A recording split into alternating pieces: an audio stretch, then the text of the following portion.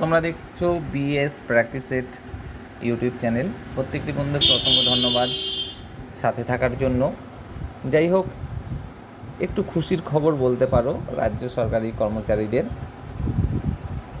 1 থেকে 1,500 টাকা প্রত্যেক রাজ্য সরকারি কর্মচারীদের একটা লটারি লেগে গেল বলতেই পারো। সেটা কেমনভাবে, চলো সেটা নিয়েই আলোচনা করা যাক। আমরা সকলেই জানি রাজ্য সরকারি কর্মচারীদের ডিএর পরিমাণ ছিল মাত্র 10%, যেখানে কেন্দ্রের ডিএ 50%। তো এর পরিপ্রেক্ষিতে অনেক আন্দোলন আমরা দেখতে পাচ্ছি। এখনও রাজ্য সরকার আরও 4% ডিএ বৃদ্ধি করার ঘোষণা করেছিল বাধ্য হয়েই, এবং সেই 4% অতিরিক্ত ডিএ শুরু হওয়ার কথা ছিল মে মাস থেকে, অর্থাৎ মে মাসের মাইনের স্বার্থে ওই অতিরিক্ত 4% ডিএ বৃদ্ধি হওয়ার কথা। কিন্তু আমরা দেখতে পাচ্ছি আমাদের রাজ্যের মুখ্যমন্ত্রী সম্মানীয় মমতা ব্যানার্জি মহাশয়া একটি জনসভায় ঘোষণা করলেন যে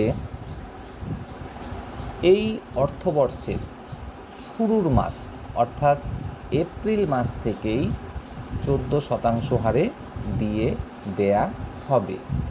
এবার কথা হলো, যেহেতু ইতিমধ্যেই এপ্রিল মাসের মাইনেটা প্রত্যেক রাজ্য সরকারি কর্মচারী পেয়ে গেছে, সেহেতু ওই যে এপ্রিল মাসের অতিরিক্ত 4% ডিএ সেটা তো কেউ পায়নি, তাই ওই অতিরিক্ত 4% ডিএ মে মাসের মাইনের সাথে অ্যাড করে প্রত্যেককে দেয়া হবে।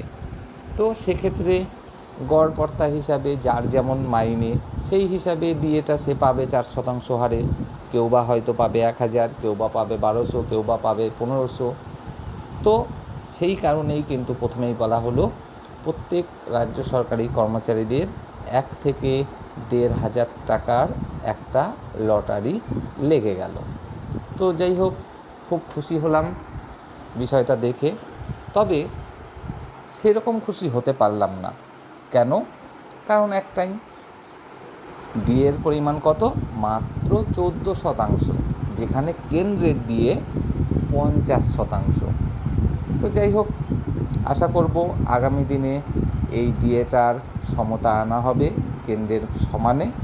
তো দেখা হবে পরের ভিডিওতে। তোমরা সকলে ভালো থেকো। বাই।